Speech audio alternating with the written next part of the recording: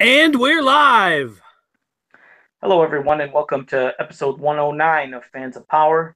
I'm Joe Amato, and I'm here with my partner in crime, Tyler T Rex Baker. And my voice, I know I don't sound as energetic as normal. For those who normally listen, I'm usually pumped up. And for those that are new, yes, I usually sound more energetic. I had a recent event with something personal in the family, so it's I'm like I said, that's what's great about the podcast. I guess I can talk with you guys and talk with Tyler and interact, and it kind of lifts my spirits up, and helps me. I guess just feel better. So so just in case you're wondering why I sounded like I sounded, but I'm still going to be enthused. But we're going to do a little different type of an episode today. We have a couple topics, and one in particular will, as Tyler, you might be seeing on his. Well, you're going to see when he starts talking. You'll see. We're going to have a giveaway. We'll talk about something, talk about a couple other things. But go ahead, Tyler. How's it going? You go ahead so it can pop up your screen. Oh man, I'm on top of the world here, people. I'm ready to sink my teeth into some good meaty topics here this evening, and I'm hoping that as I'm talking here, people have a good idea of what we'll be talking about here. And if you're not familiar with this image, it is the Super Seven PowerCon box art for the 3 pack of Terror, Plasmar, and Lord Grass, because we will in fact be discussing and reviewing the two PowerCon Super 7 3 packs on this week's episode, and we were very fortunate to be offered an excellent deal on these sets, and it was just like this. It was an awesome offer, and it worked out for both Joe and I both. So we want to thank our buddy who set us up with an excellent deal on these things here, and we just thought, you know what, let's talk about this stuff. We've never done a figure review ever. That's kind of not what we do. We just, if we like what we're talking about, yeah, it looks awesome, looks great, but to actually review it, this is new territory for us. We're not looking to branch out and do figure reviews by any means, but just thought, share our thoughts on these 2 3 packs here. That me personally, I'm impressed with everything here. I mean, I've heard some negative things, but I don't have one negative thing to say. I've had all 6 of these figures out since the night that I got them in the mail, and I've just had the best time posing them and everything. I mean, my personal favorite is Terror. Um, I have had the best time. Put him here in the camera. I've got him in a particular pose here. I've just had the best time posing this guy. I mean, he's so easy to pose. And let me tell you this: when I got it, Joe asked me if I had done the neck attachment because I saw the instructions. You had to use a hair dryer and stuff, and I don't own a hair dryer, and I kind of left it be, and I kind of got curious, like, let's see if I can do it. So I did the whole hot water thing, and I successfully did it. I'm like, man, I'm just like Joe Amato. I'm customizing toys with hot water and things, and No, yeah, I guess you know, that's the alternative. If you don't have the hair dryer, you could yeah, use. dryer, and the water wasn't boiling; it was just steamy, and maybe less than a minute of just dunking each part in there, and everything fit together fine. So, people don't be fooled if you haven't got these things. I can't stress enough that they are worth purchasing. I mean, um, all of them. I mean, they haven't had the only if I had like the little guns that fit in Plasmar's wrist gauntlets, they don't stay in permanently. Like, you kind of have to pose it just right for them to stay in. So this is probably how mine will stay. I apologize for not holding up any closer there, but um, I mean, all the joints are tight. I mean, all the paint apps. Me, Joe, and certain people look at things a lot differently than I do. But when it comes to figures, like I don't examine the. Well, hell, I'm just going to go ahead and set them now. They're not going to stay up the entire time anyway. Lord Grasp, I just wanted to say I think is my favorite out of all of them because he actually looks like almost a new character, just with the way they painted up his face. I mean, it tricks you. You almost forget it's Squeeze when you look at Yeah, Lord and Grasp. I didn't realize that until I was talking to Joe after I'd opened it up, because I had never examined these things in like extreme close-ups. So, and as I was talking, I was like, holy hell, that's Squeeze. And he's like, yeah, they just repaint, which I thought this was the only one that they had done a brand new head sculpt for, because it looks, it's a very distinct look. The yellow and the black, and hope everyone can see that already as I'm talking there. But yeah, they did a good job. They did a good job with the paint job. Yeah. And back to Terror real quick, like, when you were saying you didn't have the hair dryers to use just the hot water. And I've always said with the hot water, of course, you have to be careful because it could affect the plastic, later on when you're doing, if you're ever to do that again. So that's why I said, just whether you even did the hair dryer or the boiling water, especially with Terror, just leave him alone. Try not to play and do any more popping, because that type of plastic, I could just tell when I, looked at it, it could possibly break. So just be careful. He's a great looking figure, but as you've seen, like throughout the years, some people with their classics Roboto, he just starts having stress marks out of nowhere. Some people said, hey, I barely posed him. So you have to be careful. I also wanted to say hello to everybody that's in the chat room. I appreciate there's just so many people that, as we're talking, they keep popping up. And thank you for the condolences, everyone. I appreciate that too. But yes, there's a lot of people in the chat room. So we'll definitely be trying to get to you during the show, and appreciate you being here. But you go ahead. You can continue, Tyler, on which figures you were talking about. I can't emphasize Terror has been my favorite. Hands down, just because how easy it is. Maybe it was just mine, but mine was just so easy to pose and just have him do a whole lot. The neck, to be able to move the neck a whole lot around and pose the head like he's cocking his head, and it's just been the most fun to pose and play with. The legs are nice and easy to move around. It's been a blast. And Plasmor, it looks, all of them they're even better in person. A quick question about the figures in general, because I actually didn't know was there ever any definitive color designs that were going to be used for the vintage ones, or did we just get the black and white Errol McCarthy art? And no, it was just black and white. And honestly, with what they chose, I'm sure they probably could have come up with some different ideas, but I like the idea of making Plasmor either, possibly Hispanic with his darker skin tone, or maybe he's just kind of a bearded guy with a real nice tan, or he could be some sort of other ethnicity. But the fact of adding, a different kind of, fleshing out the human, characters, is a different ethnicity, which I thought, I'm just assuming, I don't know. But I thought that was interesting to make it not look so obvious as a Fisto repaint, at least in head sculpt. And I like the idea of his pants are snakeskin, as if like he's used it from like Snake Man that he's killed, kind of like it's like Boba Fett's pellets, like Wookiee pellets on his outfit there. So I thought maybe like Plasmor is fashioned part of his outfit from dead Snake Man that he's hunted down and killed. At least that was my thought on that too. And the names also, really quick, were these all names that were modern made names? None of the names that are used were they? All these, because I can't remember where it was listed at, but it did come out. I think the Power and Honor Foundation have got that info of what all three of these guys' original names were. I think it's how we found out that the White Ninja was called Slamurai. But originally, like, it's not Plasmor or Hot Shot. I think it's something else. I'm sure maybe, I could be wrong, but I remember seeing that and saw that their original names were not what we got. I personally liked Hot Shot as a cool name. I'm fine with Plasmor, though, but I liked Hot Shot better.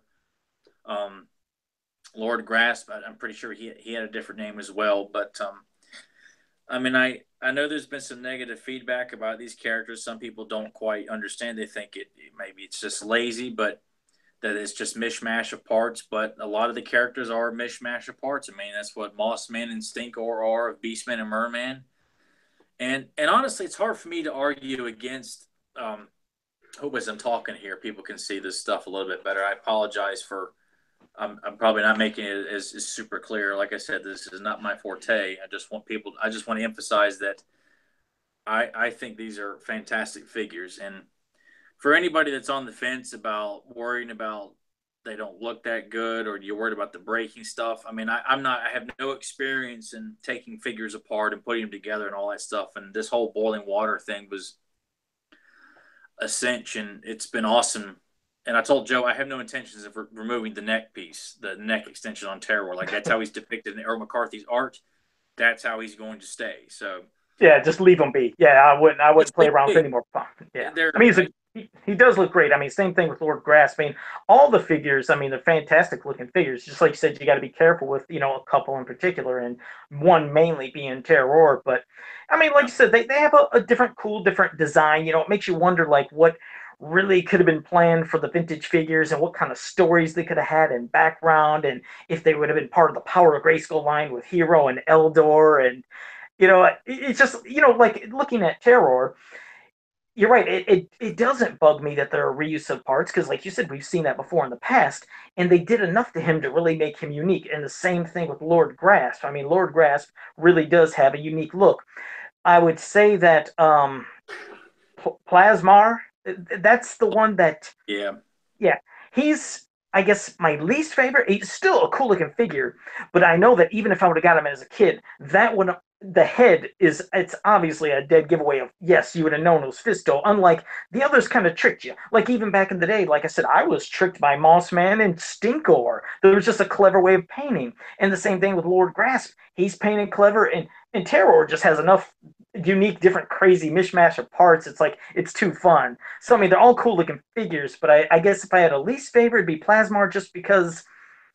I don't know. He does look like Fisto, even though stuff different done to Plasmar because the head sculpt clearly is Fisto. However, like when I think about the Where's a T toy line that was done, and there's not a whole lot done to Fisto other than he's given Man at Arms armor, I think. And it's the same head sculpt and everything, unlike some of the villains like Carnivore and I forgot the ones that were mishmashed of Clawful, Webstor, and Beastman, I think, and Merman.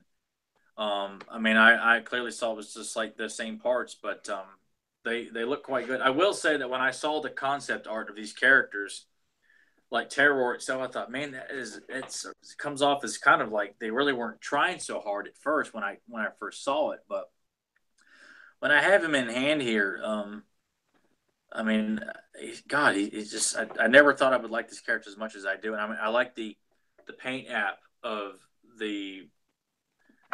I guess the roar effect that would be coming out is almost like his neck is heating up like a dragon would. Yeah, that paint effect on the neck. Yeah. Which you look at the card art that Axel drew, it looks like it's some sort of blast of some kind coming out of his mouth. If for people who have not yet seen it, I don't know if you guys can see it as clear. Forgive the for people who download this episode. It's the image is pretty easy to find if you Google it. Oh, they definitely will be able to see that. Yeah, when you were talking, it's big enough, and obviously I could see that you cut your box open to make sure you got that piece of art because it is a cool piece. And I cut off the bios because when I saw that names like the unnamed one and King He-Man were still written in these bios, I'm like, no, I'm going to come up with my own ideas for these characters, not because Scott Knightley's not writing these bios anymore, so I'm not going after people who write bios anymore. Yeah, I was going to say, I don't know how much of a reflection. I can't see anything at all, but obviously this is what it looks like to everybody that's wondering what the 3-pack would look like. I hope that's clear enough because I'm obviously... a bit of a reflection. I think we can see that blow-up doll in the reflection that you have. You caught her, huh? Yeah. Okay.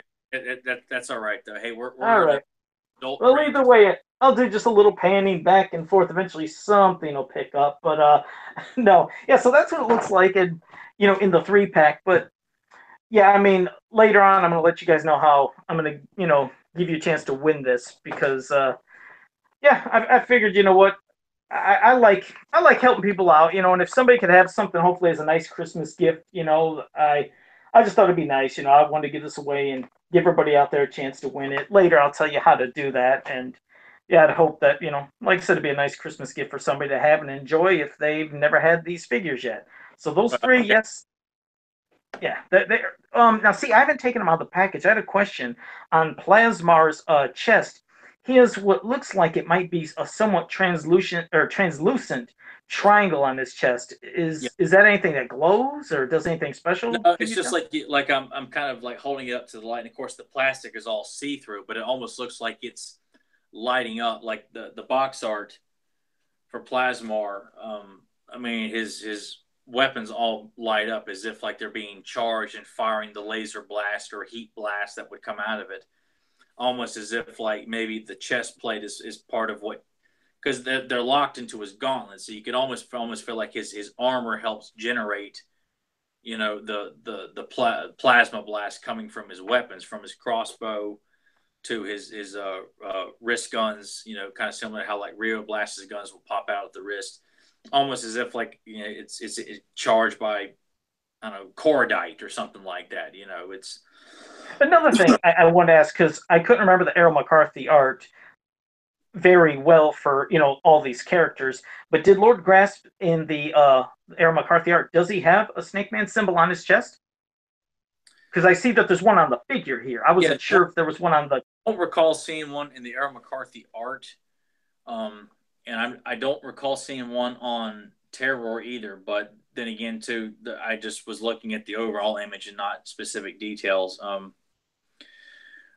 Because what I can remember is that Plasmar / Hotshot, his wrist guns were flipping out like Rio Blast, that they would kind of fold out. I remember in the corridor, like when he's holding up his one of his hands, I think, to attack Terror in one of those, or maybe it's one of the Horde Snake Men. I can't remember which. But it's like it would come out, it would fold out just like how Rio Blast would. Whereas like the classics version of Rio Blast, you have to plug the wrist gun into his wrist, but the concept is that it would flip out like a gun, like holding it, flipping out. Okay. I mean, it seems like there's a lot of fun, and of course you got Slamurai hidden in the background back there. For that, the box art, exactly. Which I hope Super 7 has intentions of releasing a white colored version of Ninja with a few moderate, very small changes, because that's what the character is. And honestly, when I look at those concept characters, that's what we were supposed to get in the next wave of He-Man toys, along with Powers of Grayskull. Whether these have been part of the He-Man line or Powers of Grayskull, whether they've been friends with Hero or friends and enemies of He-Man and new members of the Snake Men. I think it's awesome either way. It's cool to see more members of the Snake Men, which Lord Grass can pass as a Snake Man, of course, and Terror. I mean, is a cyborg Snake Man. Why not? They have blast attack. Why not have a Snake Man that's got some cybernetic parts? There's nothing wrong with that at all. Like I said, plus it builds your ranks of the Snake Man warriors if you wanted, by having those two, and then Plasmar obviously being a heroic one. But so you have two evils, one good, and you can only imagine what we get if they would give us that ninja. I'm not sure if they would, like you said, if that was actually his real intended vintage name. It's going to be Slammer. I'm pretty sure. I know.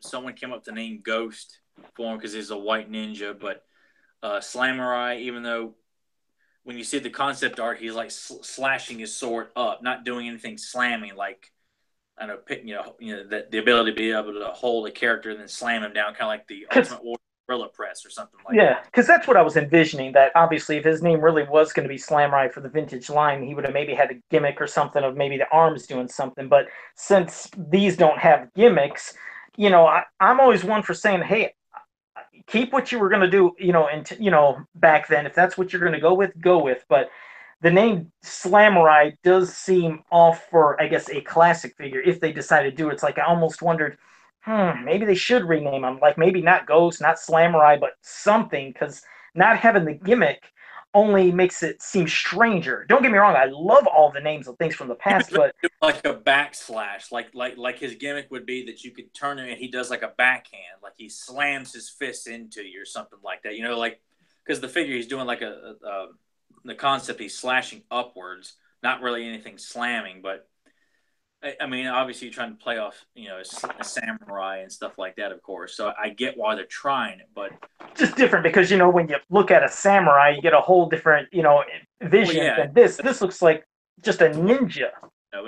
You kind of feel like, but it's hard for me to question what was originally planned, because I embrace all the vintage stuff. And if that's what they were going to give us, a white ninja called Slamurai, then again, was that would that have been definitive? Meaning, do you think they would have went the route of making him actually be a white ninja to be the opposite of Ninjor's black? Because I feel like we got that in GI Joe. It just seems like it's redundant. I almost wish that maybe he could have a more like when you look at this box art, he kind of has a maybe it's because he's in the shadows, but grayish, bluish tones. I would just hope that if they release him and do make him, that he's not pure white. Because I don't. I just I kind of like that though, like because I've always liked the Snake Eye Storm Shadow thing, and in the Rambo toy line, I always liked White and Black Dragon, which they're complete opposites of each other. But I kind of like, I mean, because with the way Axel drew him here, like he's got no pupils, like his eyes are solid white. I mean, hell, you could even play him up as a blind ninja. Like I mean, I think that'd be kind of a cool idea that this blind ninja's an expert with a bow and arrow, nunchucks, samurai sword, and and an expert in ninjutsu and various other things. A great assassin, so to speak, but not killing for. Yeah, it'd be cool to see his take, however they do it. But yeah, those three, I mean, they're all great looking figures. The two that are my favorites, like I said, Terror and Lord Grass, but I still think Lord Grass is my favorite. Plasbar, least favorite. Still cool color choices, but I guess that would be out of my three. I would pick Lord Grasp as my favorite, but I mean they're all great looking figures. Just like I said, be careful with Terror. But yeah, you can move on to the other 3-pack that you have. I guess I'll just kind of hold them up one at a time here, because I'm trying to make sure people can see it pretty well. But first one up here is the mini comic Trap Jaw, which I got no problems with. I think it looks great. I noticed there's a bit of a slight paint chip when I was moving his arm in and out, but I mean, like, that's not a big deal to me. That's not even a nitpick. I was just pointing at something I just happened to notice. How was your head? Because I've heard issues on the head at times. Like I said, I haven't touched this. I have that 3-pack too, which this will be given away at some point. But because I'm moving his head around, I mean, it's slightly loose, but no, it's holding just fine. I mean, I know as with so many of these things I've gotten over the years, people have had problems with certain figures. I didn't when some that I did, but I'm just not that harsh on figures that may have a few problems, because they're going to, like, I was never worried about King Hiss and Roboto's reverse shoulders. Like, until people pointed it out, hell, I didn't notice it. When I did, I'm like, who cares? Okay. But Trap Jaw, I think he looks fantastic. I don't have a negative thing to say about him. All this is wholeheartedly here, people. I don't have anything. I don't have nitpicks, because I look at the visual, and because he's going to go on the shelf and be displayed. I mean, I look at him and I see this is the mini comic version of Trap Jaw. The menace of Trap Jaw. I mean, a lot of people like this version of Trap Jaw, so I don't see anything wrong with it. I mean, there may be some things that other fans notice, and that's perfectly fine. But I give it a full endorsement on that, because I like how he looks. I love how he looks. No, I mean, he is another great figure. I love that they did his mini comic belt. I like that they gave him the trunks like they were. The head, you could tell, is a completely different new head. The one thing is, I've done a couple customs for people before, to where I've taken, like, the other classics Trap Jaw, and I've sculpted to make the eyes look a little more evil and tense. I sculpted, like a full bracer for him, and the colors, don't get me wrong, I like the colors, but I think it's too, for my taste, a little too neon green. This is just me as how, as a customizer, looking at the comics, looking at other things and doing stuff, that I think it should be slightly more yellowish green, not as neon green, but I love it. But the one thing about the head, which it's bam, it looks like it popped right out of the mini comic. I never did this for my customers, because my customers always wanted opposable jaw. And when I looked at the mini comic version, I was like, man, I know I'm going to have to do a lot of retooling of that helmet, and how will I make that posable? That's going to be weird. So when I seen this, I was like, oh my God, they did it. But then I found out that jaw does not pose, but it doesn't take away from anything, because there's people that would probably keep them in that exact pose. But well, I guess it made me feel better, because I kept thinking, how am I going to sculpt that different way the helmet goes and keep it posable still? But no, I love, like, the head. The head looks absolutely exact to the mini comic. I like the addition of the belt. I like the addition of the new way the crotch should be instead of a furry loincloth. I mean, I did different versions. I did a furry loincloth. I've also sculpted the different kind of. Come off like a furry loincloth at all. This comes off as if like a leather Yeah, bottom that he's wearing there. exactly. So because that's how it looks in the mini comic. You don't see really fur. It's like you said, real tidy. You can say tidy whities, but they're purple and black. All tidy whities. We don't need people to give yeah. a reason to sit there and say, "Oh man, he no around his underwear." No, just give an example. Okay, wrestler trunks. I think that's the best example. Yeah, trunk sounds better than tidy. Yeah, wrestler. Jokes about He-Man. No, so a type of wrestler trunks. So they did that perfectly. And yes, I wasn't expecting, of course, I knew they weren't going to go insane on completely renewed tooling of everything, like give them a new forearm bracer, add details onto the armor thing. Of course, you're not expecting all of that, but to get a great new head is fantastic and the new pieces there. So he's, like I said, he's another great looking figure. Out of the 3-pack here, I think, it's a debate because I would say Trapjaw is my favorite from the 3-pack.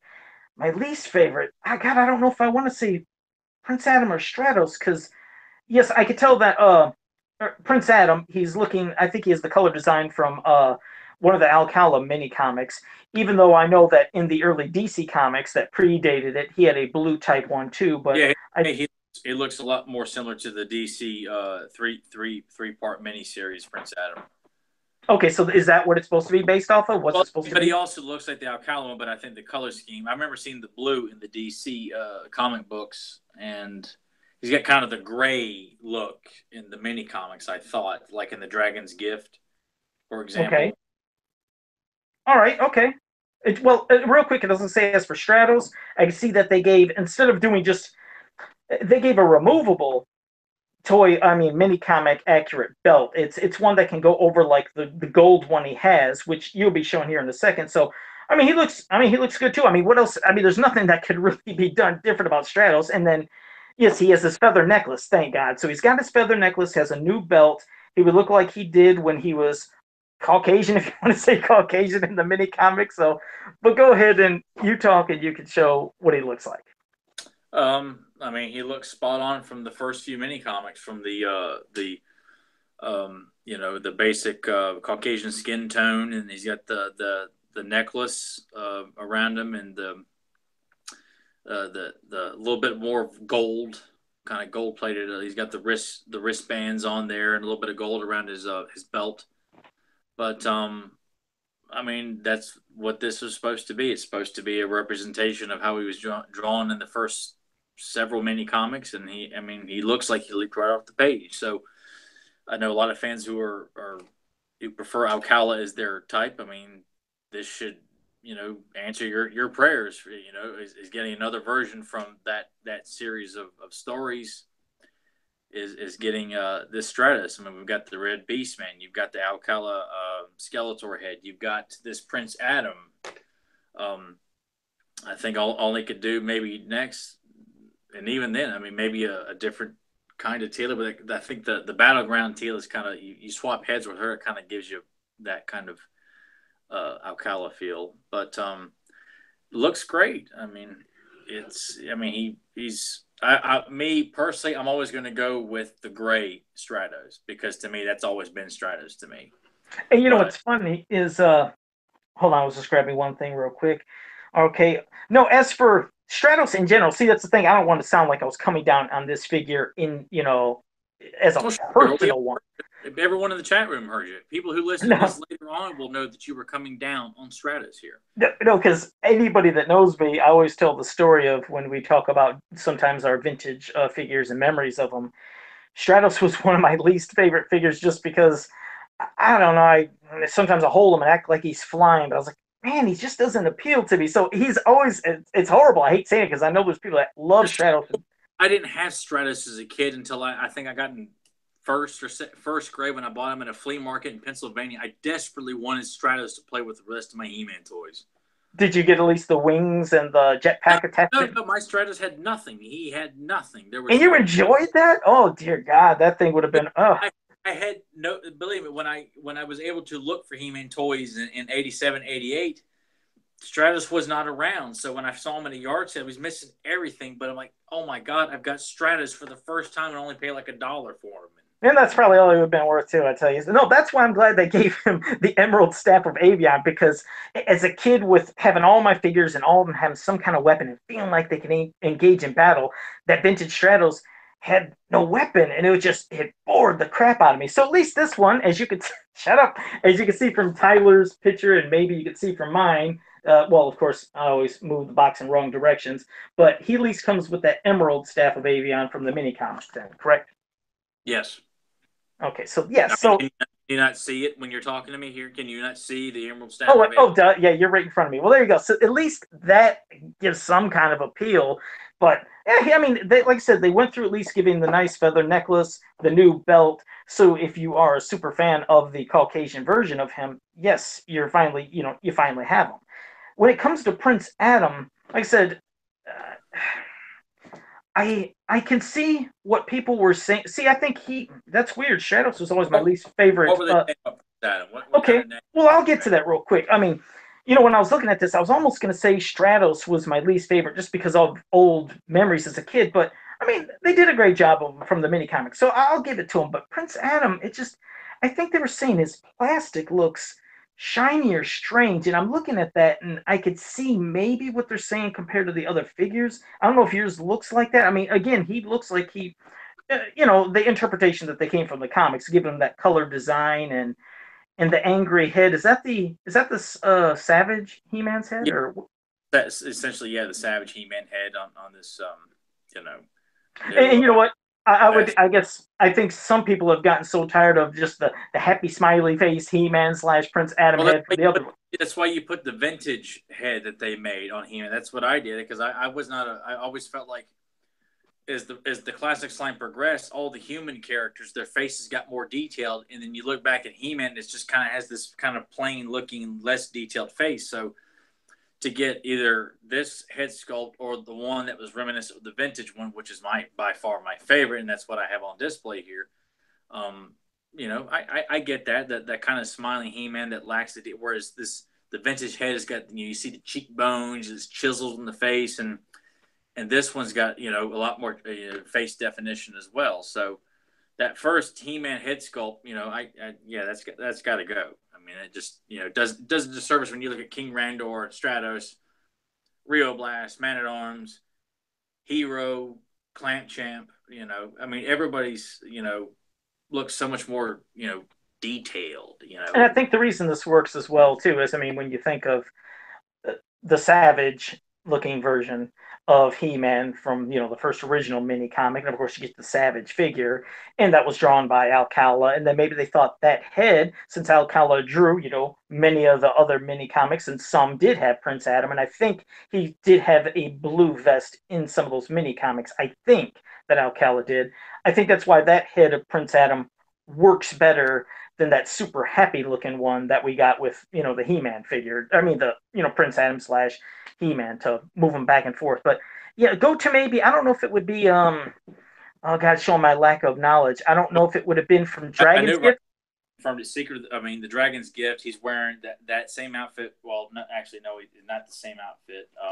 Did he have blue though in Dragon's It, Gift, or was it? it's gray, and actually, it looks completely different. So there is no similarity there. He's just wearing the one piece and but it's different color. Like he's got this kind of pattern going over his shoulder, and it's a blue. Whereas he's got like the gold shoulder pads here. It doesn't Could it have have that. been Masks? What about Masks of Power? Possibly Masks of Power or He-Man and the Insect People. I thought he did have the blue look.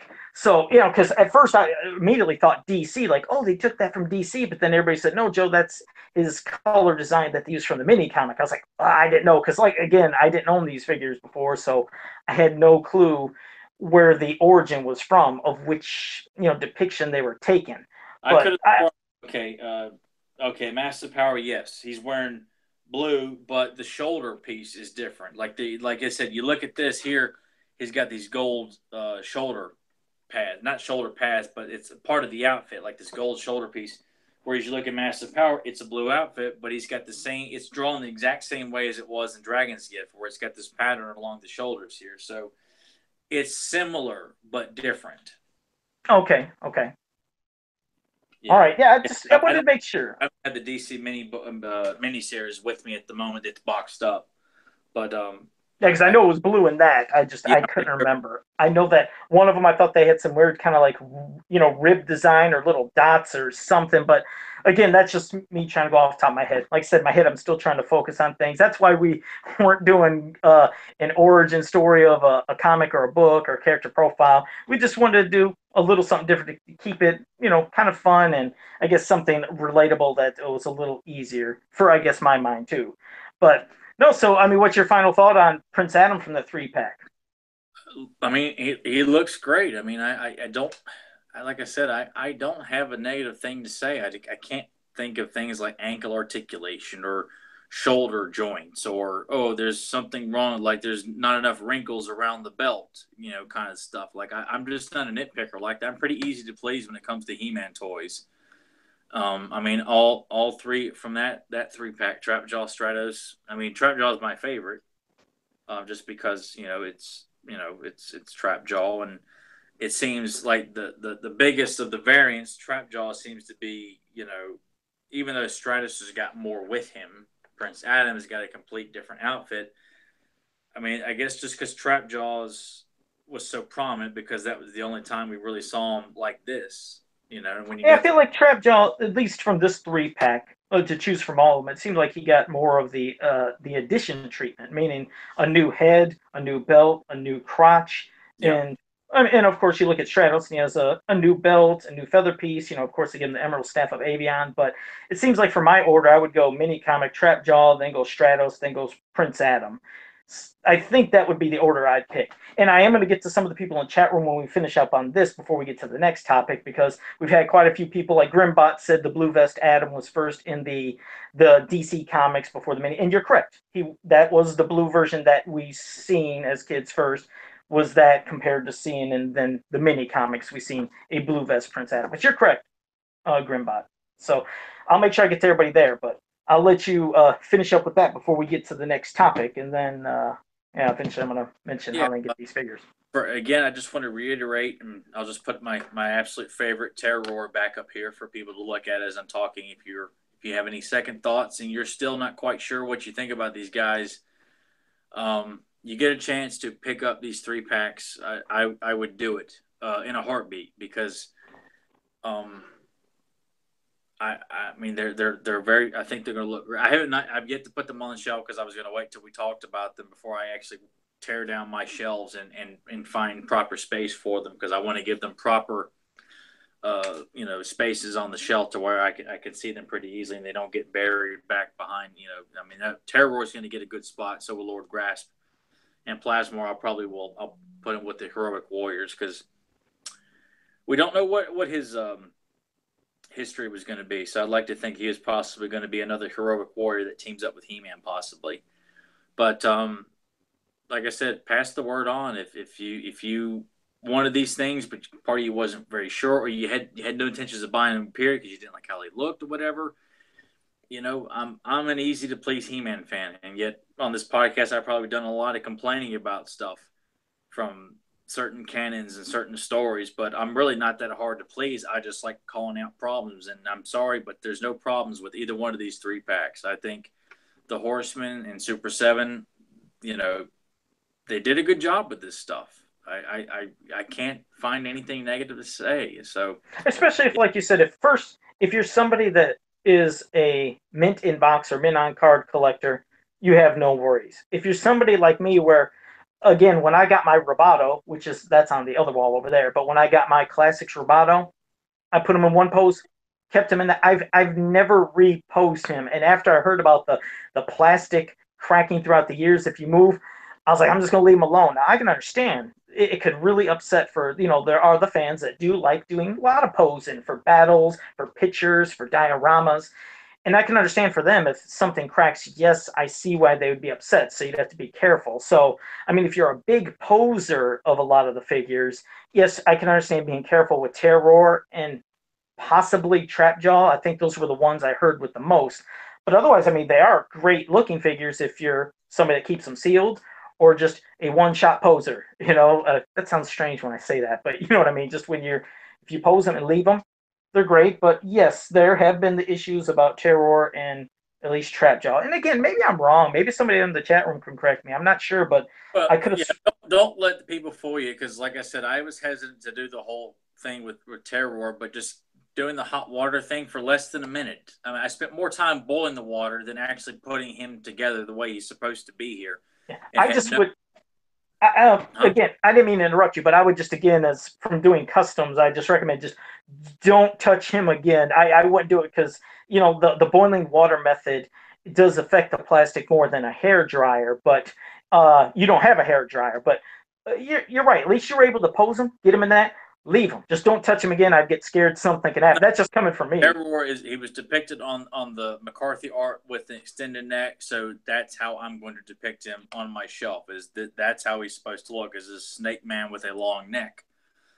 And I'm going to leave the blaster in his hand too. I'm not going to put the Trapjaw hook or the claw in his hand. I like the blaster in his hand. So I can't emphasize this enough. If you haven't bought them yet, I would seek them out. And if you're not convinced that they're quality, look, I'm sorry, but I've been posing all these figures all week, waiting to discuss tonight, and I don't find a problem with them. And I've heard issues of Stratus's necklace, I think, but that's if you're going to remove it and use it somewhere else. I mean, that might be a problem, I guess. But hell, I'm leaving these figures as is. I'll just pick a particular pose for them, and maybe the poses will change over time. But God, man, I think they're great. I'm very thankful to have these. I mean, I hope this discussion about these figures helps and convinces people that this was not a flop, or all this bad publicity they seem to have gotten. I feel like it's not warranted. Well, I'm one that can't give, again, I can't give you guys out there an opinion on posability or things like that. I'm just looking from what I look at. There's, the things I've said, the ones that are my favorite, least favorite. I mean, all great for display either way. Trapjaw, the top for the one, and Stratos, and then Prince Adam. For the other one, definitely Lord Grasp, then Terror, and then Plasmar.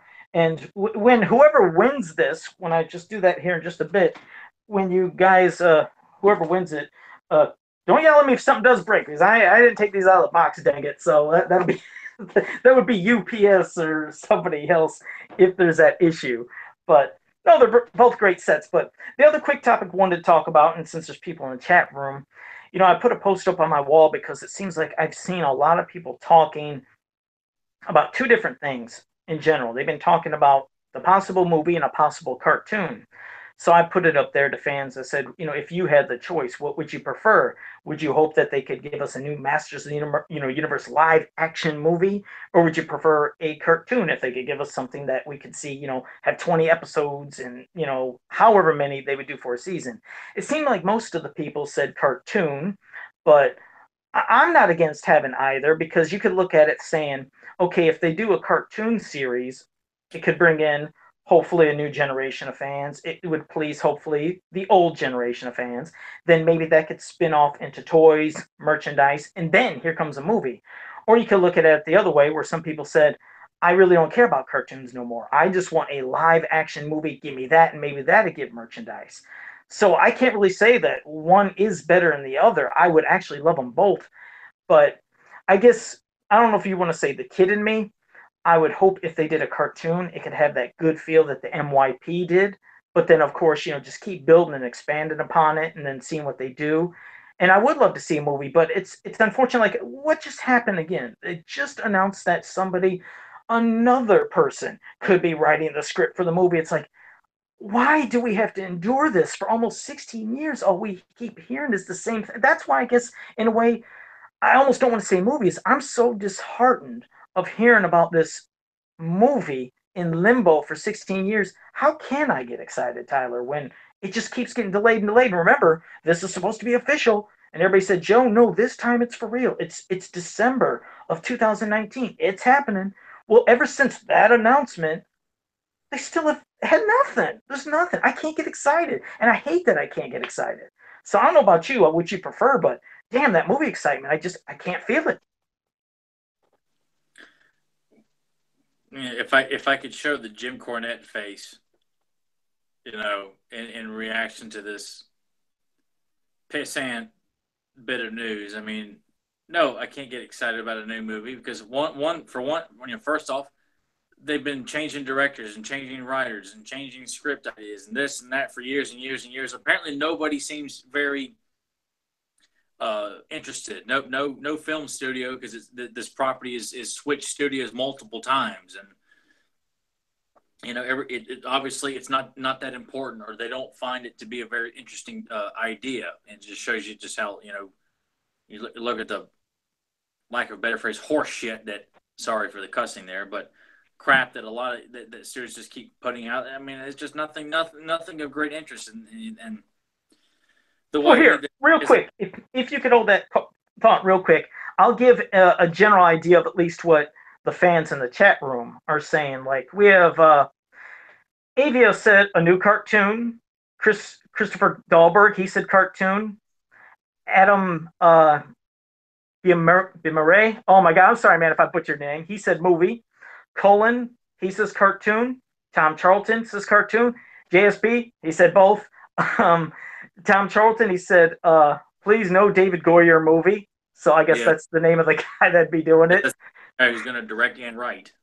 There you go. Yeah, Christopher Dahlberg said, or a cartoon movie. I think there was two more people that might have. Let me see. David Clark said the Master Universe Classics movie figures look beautiful, so a new live action movie could give us more nicely detailed classic figures. So I mean, that's a different way of looking at it. I thought. Oh, and David. Oh wait, let me see. I'm sorry. David Clark also said, I want more mini comics. He said coloring books. He said much easier than a cartoon or movie. Yeah, I guess so. And somebody else said they wanted a John Carter style movie. But yeah. Oh yeah, and exactly, Tom Charlton. That's the big thing to bring up. December 2019 is supposed to be what? Another Star Wars movie, correct? Yeah, I believe that because the third installment of the Star Wars trilogy was moved to May 2019. And then I think once damn it. Oh God.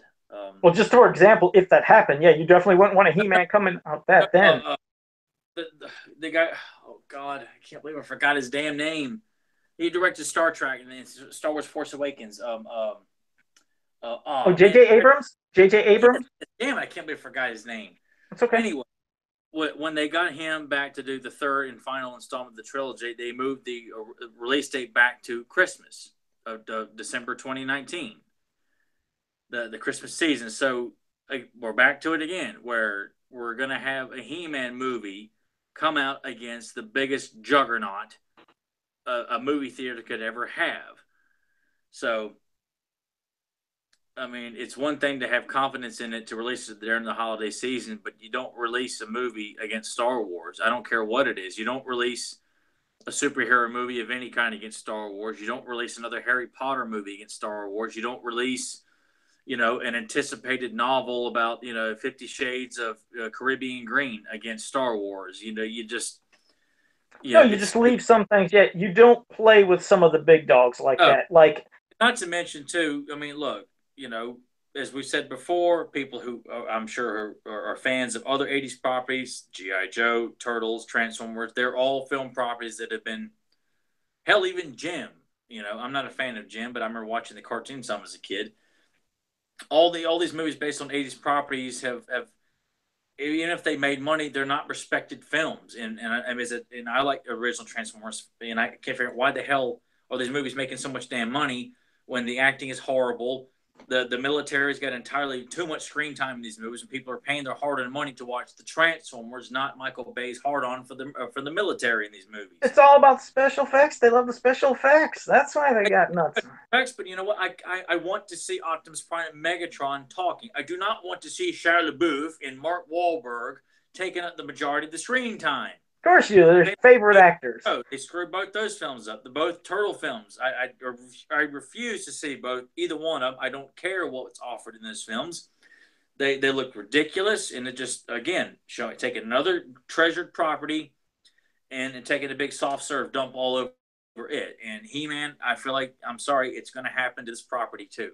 You may have a few people who are going to think, no matter what we get, it's going to be great. But greatest thing ever. It'd be well worth 30 years waiting to get the new He-Man movie. That's fine too. But look, I think the vast majority of He-Man fans are going to be pissed off with what Sony, keyword Sony, is going to put out. Sony is not reputable for making great films. I mean, you know, is it, like when the way Joe is talking to Joe. Am I not keeping your attention here? But you're looking all over the place. No, I'm sorry, I'm listening, but I was gonna grab something. You keep going, keep talking. I am listening. Go ahead. All right. Well, anyway, Joe had mentioned too about this long longevity of, like, we've been hearing news for years and years, and it's similar to them trying to do Ghostbusters 3, whereas, you know, you thought it was a great idea to have a third Ghostbusters film with all the original Ghostbusters back, maybe doing a passing of the torch or just seeing what the Ghostbusters are up to in the third installment. And just the more and more you kept hearing, like, Dan Aykroyd running his mouth saying it's going to happen, we're going to do this and we're going to do that. And I finally got to where I'm like, you know what? I don't want a third Ghostbusters film. I'm tired of hearing about it. I'm tired of being let down all the time.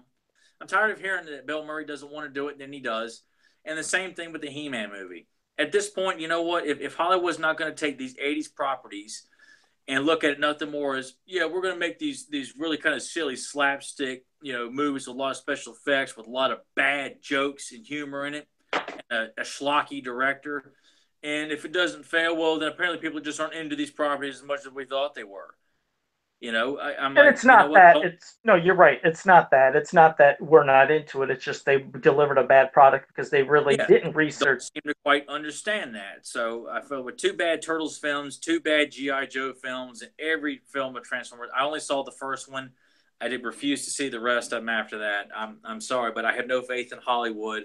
I have no faith in Sony, and I sure as hell have no faith in David Goyer, who I'm quite certain is not. You know, he doesn't have the track record of making. Yes, he wrote Blade, I'm pretty sure, and wrote Blade 2, and then directed Blade 3, which I think is universally hated, of course.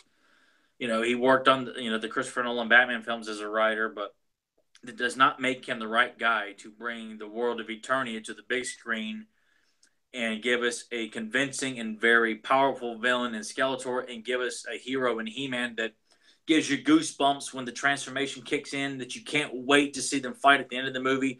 That's not going to turn Orko into an obnoxious character that's probably voiced by Marlon Wayans because they think it'd be funny. And I mean, I guess that's what scares me is the thought of, like, let's say it actually came out in December of 2019, which it's not. But let's say in some miracle world it did, and if it went up against Star Wars, I mean.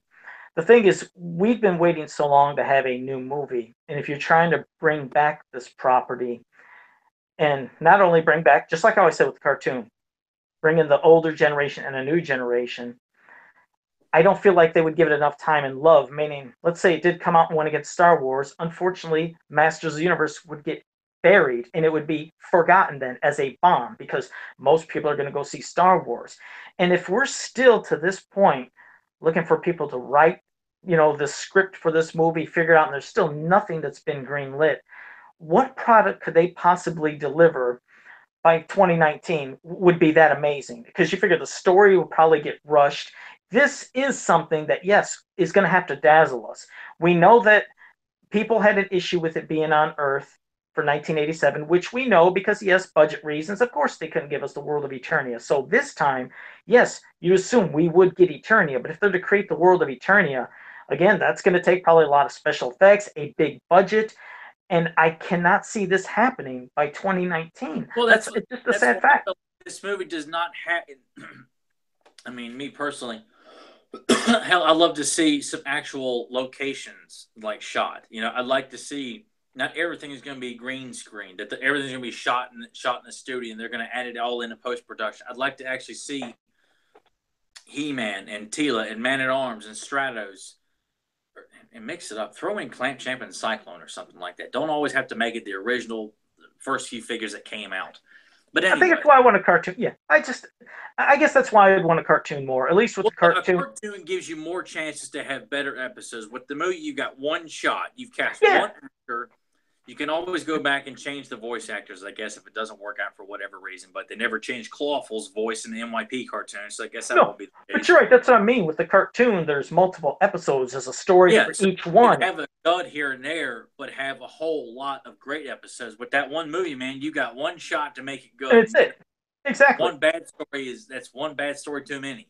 Exactly. That's what I mean. If you just have the movie, it comes out and it bombs, they're going to like, I don't want to touch this property. We're not going to do a cartoon. We're not going to do any more. At least try to build upon it. Do the cartoon. Hopefully it would be a success. Like Jackie Miller was mentioning in the chat room about Castlevania on Netflix, which is a great cartoon. I've watched that. But yes, I'd love to see a cartoon because you can start building a new audience. You could have season 1, maybe season 2, merchandise start popping up. And then once Masters is hot, then they could give us a movie. But that's why, again, I don't see a cartoon happening anytime soon. It would be great, but there was others that when they're having choices, some said games. That's what I was reaching for, Tyler. I was going to say, see, this is for you, buddy. This is a Spectrum Master. Whoops, wrong way. The Spectrum Masters of the Universe game that they had. So they had this one with kind of like based with things that happened in the movie. They had this other Spectrum one. I like some of the crazy art that they did for these games, but they had this other Spectrum here. And there was the arcade game one they did also. They did Wait, hold it still. You're moving around too fast. Oh, sorry. There you go. I know my reflection is hitting the one part, but yeah, they tried to do at least. Well, here's back to the other one. You know, I guess, like I said, the games, of course, back then, you know, can always be saying, hey, they weren't that amazing, but still, anytime you could have something for your favorite property, it could be fun to play. You know, not including, of course, they had Intellivision, Atari. Coleco didn't get their version, but no, I guess if I had my choice, yes, I would just pick a cartoon to be made just because I'd hope there would be more potential of something building upon it. Because if the movie hits or comes out and it's just a bomb, you're done. You're never going to see anything else. That's why we need a cartoon, at least in my opinion. I think a cartoon could give us the movie and then some, you know, just give us more stuff, hopefully. Yeah, the cartoon really allows you to branch out and see a lot more, because I mean that's part of what makes Master of the Universe so epic in scale, is that it's not just about He-Man. This is an entire world of heroes and villains, from the 3 factions of the Snake Man, the Horde, and the Evil Warriors, to the Heroic Warriors, and of course you've got tying it all in with She-Ra on Etheria. And with the cartoon, you have endless possibilities of doing episodes that focus on Eternia. Then this episode focuses on Etheria. And then you can even do a flashback episode and talk about Hero and Eldor and their times of fighting the Snake Men and dealing with the dinosaurs.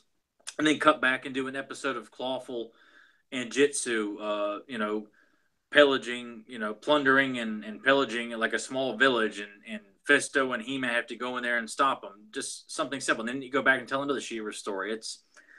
There's so much stuff to work with, which is why I have no faith in Hollywood to take this stuff seriously, write the characters with legitimate dialogue that doesn't sound like something that belongs in a Fast and the Furious movie, with effects that aren't going to make you roll your eyes because they clearly didn't take their time to do quality effects, to hire a hacky composer and not do a score that's going to give you goosebumps when you listen to it on its own, let alone in the movie theater. The way they're going with Marvel movies, they're trying to do entirely too many jokes. Nobody can make serious action movies. Everything's got to be joke, ha ha ha ha. Knee slappers. I got a million of them. I worry about what that He-Man is, if like they're going to think a mainstream audience is not going to take this movie seriously because it's guys running around in loincloths. But when Conan the Barbarian was released in 1981, he had bikers lining up outside the theater to come in there and see Arnold beat the hell out of people. Yeah, nobody had.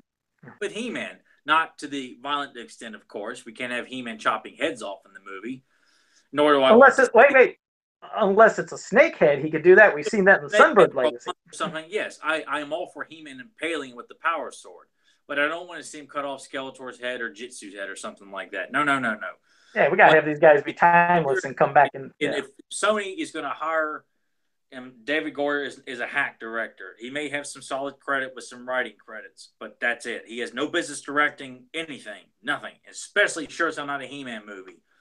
And Sony's just not the company, not the place for a He-Man movie to be made. I mean, look what happened to Ghostbusters. regardless of the uphill battle that they were going to be facing making that film anyway. They're not going to take He-Man seriously. They're going to make it silly. They're going to make it. You'll be rolling your eyes the entire time. I got to bring something up. When you're talking about a movie score, I mean, I'll bring up a series. It might sound silly when I say this, like, why would you compare this series and even bring up Masters? But this is why I say sometimes music helps build a suspense of something. It does. It does. It does. Not just talking about the original Halloween and how when it didn't have that music and the sound effects, the studios thought it was a joke. But before John Carpenter went back, did the instrumental to the song that we know and that tune for Halloween and the bam sound effects that made it. But this is something I've always had an issue with. I love Beverly Hills Cop 1 and 2. I especially 1. Just love it. And it has that kind of, it has a good action, music that helps build it. Here came 3, and man, Tal, I don't know about you. I don't know what they did with Beverly Hills Cop 3, but it has such a weird soundtrack that just felt off. I couldn't get into it. It's weird how music can suck you into moments. And I don't know, I just thought about Beverly Hills Cop. I don't know if you've ever listened to really the soundtrack or how the music's playing. I haven't seen Beverly Hills Cop in probably 20 years. I mean, the third one. And yeah, that's part 3. I haven't seen it since. It was just terrible. I was not drawn in, but I could go back and I can listen to any of the soundtracks or the special music that was being played to get into it. But yeah, like I said, of course, we ain't talking He-Man level, but you're right.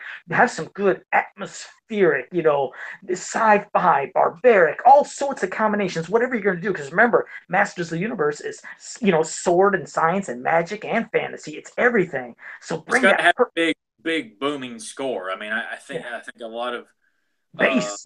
A lot of James Horner's scores, like for Willow, and Braveheart, and I mean, I don't know if I can't say Danny Elfman because I've never known Danny to do an action movie like this. I mean, his Batman score was that equal, and James Horner unfortunately is not longer with us. I mean, I think of Michael Kamen's score for Robin Hood, Prince of Thieves was very epic as well, and that's the kind of score it needs to be. I mean, there's too many, guns for hire, composers just kind of do something to kind of fill in the background, and that's about it. Like even Hook. I don't know who did Hook, but Hook did Hook, and that's a fantastic score. It's an emotional score, and believe me, if pipe dream to think John Williams would be tapped. He's getting up there in age. Who knows, after he's done scoring these Star Wars films, he may retire completely. But I mean, he's another guy who could do an amazing action-oriented score where Skeletor has a theme, He-Man has a theme. There's a He-Man themed music to open the movie, and but Sony is not going to hire a very well-known, well-versed composer to make a score that's going to intensify something that a mainstream audience that sees Skeletor in Geico commercials takes seriously. And that's what worries me too, is that they're going to appeal to the fact that He-Man and Skeletor are showing up in these silly commercials, and they're going to point and laugh because they're under the impression that these are silly characters as opposed to guys that could, crush your hand and, wouldn't hesitate to pick you up and throw you off a cliff. That's what just worries me. And a cartoon like on Netflix, something like that, where you could, release an entire season and, you have a chance to build up, Prince Adam getting the power sword, meeting Skeletor getting his group of evil warriors together and throwing hints of the past and what's going to come with the Horde invading Eternia. The birth of She-Ra. And I'm going to bring that up. It's funny, again, you talk about, when you're talking about, the scores for Masters of the Universe and Filmation, how not only the sound effects, but that music would bring you into the cartoon. I said it a long time ago about when I first seen New Adventures on DVD for the first time. Not only was it weird to look at the animation when I first seen it, but I was like, where is that atmosphere? This music is not sucking me in. The sound effects, the moments, the power, when he transforms, nothing. And what's funny is, I think when we did the episode where we were talking about the first episode of New Adventures, the next day, Mr. Mitrovich, who works with James Eatock, in their collaborations, he shared a link, and damn, if it wasn't genius, I think it was him and James. I don't know if they did together or if it was just James Eatock, but he said, Joe, check out this video of the first episode of New Adventures of He-Man with the Masters of the Universe. I mean, with the Filmation music and sound effects and score. Damn it, Tyler! it was weird. I was brought in. That's what I mean. Sometimes you need that Is to this on suck you. YouTube?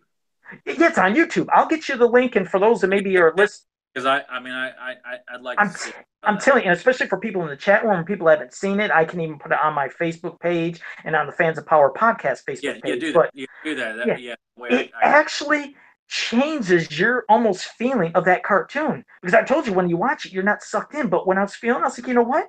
It looks different. Of course, it doesn't look like Filmation, but I felt like I was drawn in. It's genius. That's what I mean. Music is very important, but it is, and and Sony's not the place where they're going to make those kind of decisions. I'm sorry, but they're not.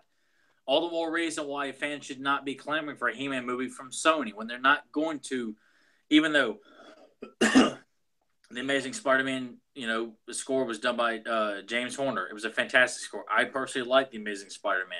I get why people don't, but that's not the point. It had an awesome score to it. I really it helped intensify the emotional moments in the movie, regardless of flaws you may find with it. James Horner's score was exceptionally good. Hell, I even like the one that Hans Zimmer did for Amazing Spider-Man Part 2. But, I just feel like you can't settle for a generic, score ABC by the numbers. This has got to be something that's moving, that's touching. Like to me, this could really make or break the movie. Is if they do a movie, the first time Prince Adam becomes He-Man, like that transformation sequence has got to have a score that's going to make your nipples hard, the hair on your arms and the hair on your head stand up with goosebumps, and the guys in the audience are going to be shaking and just like the adrenaline to be kicking because you're so excited to see this, and the girls are going to be, well, they're going to need wet floor signs because they're going to be so excited. Calm down. You know what's funny? Well, that's the thing. You talk about getting the goosebumps and everything else. I remember, like in the MYP cartoon, when Prince Adam first changed into He-Man, and they did that, score and how he, transformed. That was good. Man, it sucked you in. That Yeah, was good. you need that. And you also need a good variety of scores. Don't reuse a same thing like in every different moment. Like, God, I don't know why I keep bringing up these weird examples, but okay, like the Delta Force. I love that movie with Chuck Norris, but they reuse that damn thing every time they got on the helicopter. I was like, oh my God, I've heard this soundtrack 80 times. But yeah, so I have multiple ones. So well, here's hoping for whatever. But so that's our little thoughts on the cartoon. I think everybody's gonna be pleased. Well, like I said, it really depends on who's running the show. If you're not gonna have a quality group who has a track record of making a good cartoon, or if you're not gonna put it on an outlet like that's gonna like Netflix, I just feel like Netflix it's a good place. Whereas Cartoon Network, I don't know if I would given the fiasco with MYP, where they're constantly changing around the time slots for He-Man, I just kind of feel like I'm burned by that. Yeah. It still couldn't work on the Adult Swim segment, which is probably where something like He-Man probably belongs. Not because of a gore factor, but put it on there for us fans, for teenage boys. Don't make it feel like it's got to be for the little youngsters. Or hell, just even a Netflix series could be genius. They're doing so much on Netflix. Well, they did with Voltron. They had no problem making a Voltron series, and of course I haven't watched it. And Castlevania, as Jackie Miller mentioned, yeah, and they're both great. I mean, they're both great. So I kind of feel like Netflix, a new cartoon on Netflix would be the way to go, because there would be less studio interference from cable companies worrying about we can't play this on our channel. We got little kids eating cereal while watching this, and this is not appropriate, or some nonsense like that. So then eventually we could get Stranger Things, the cartoon series, and we get stuff like that. Man, oh no, never mind. Like how we got an Alf cartoon series, and we got a Dumb and Dumber cartoon series, and we got a Mask cartoon series. And we got let me just mention series, and we got a. Well, I did want to say one thing with fans out there. When you just said Alf the cartoon, that's got a funky theme song. So remember, do that YouTube and say Alf cartoon theme song. That's funky. But all right, man. Well, like I said, that's all our topics for this episode. But before we wrap it up, you want to say something, and I'm gonna tell people how to win this 3-pack. But you go ahead first, T-Rex. To give away another Leech mini comic. There we go. I don't know if you can see it as well, but if you have not gotten a copy of the unofficial Leech Master of Power Suction mini comic that me and Karsten Clinch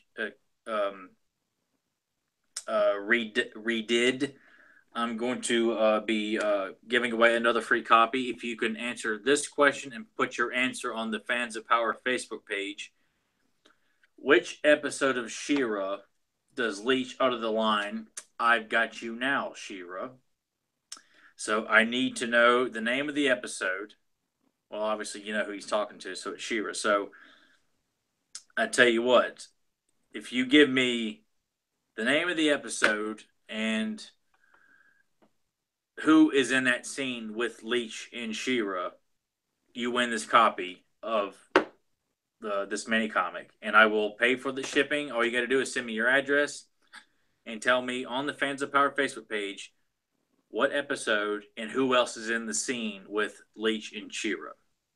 Okay, and as you just told them, they can go to the Fans of Power Fans of Power podcast Facebook page and just post it on there, so you don't have to wait for a question. Yeah, here, Joe, you have to post on that Facebook page, and we had 2 winners last week. So and I sent out their copies, at the beginning of the week. So hopefully they've received theirs already, and I'll just continue to give away more of these until I run out. So all right, well, that's awesome, man. Thanks for offering that to the fans, Tyler. Now for me, as you know, on this podcast, we usually like digging into, sometimes talking about vintage comics, cartoons, the movies, the toys, anything you could think of. So, of course, I'm not just going to make it super easy, but this is also not super hard. What I'm going to have you do is nothing hard to win this 3-pack. It'll take a little bit of research, and you know what? I'm hoping that people can get it like that, which they could, but I didn't want to just do a one thing. So it's 10:20 right now. So in 10 minutes on the Fans of Power podcast Facebook page, I'm just going to post the trivia question, and I'm going to post a picture of what I want fans to tell me. There's 3 particular things, and the first person that can reply to that picture on the Fans of Power podcast Facebook page will win. I want to make sure I'm picking up the right one. Yes, you will win this 3-pack. I'll send it to you.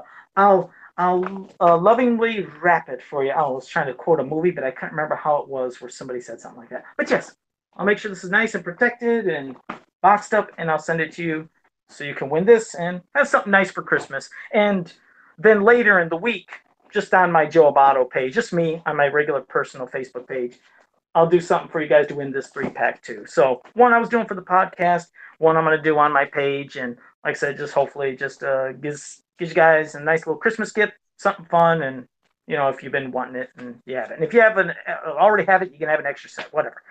But well, that was it for this episode. I mean, next week I'll be back a little more intense, hopefully, and we'll dive into something else, and my voice will sound a little more pepped up. It's been wiped out.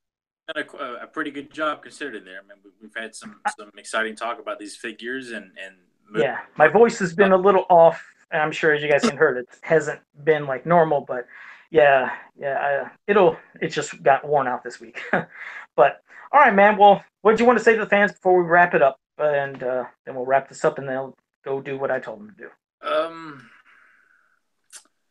Let's see. Really don't have anything else I could say for this week. I mean, I'm always about plugging, Axel Jimenez's art, Kevin Sharp's artwork. Both of them are on Facebook. Karsten Clinch does art as well. Beautiful artwork. He's the artist behind the Leech mini comic. I always like promoting those guys for their commissions and things like that because they've done some beautiful artwork, especially for me. But I guess other than that, all our episodes are available on YouTube.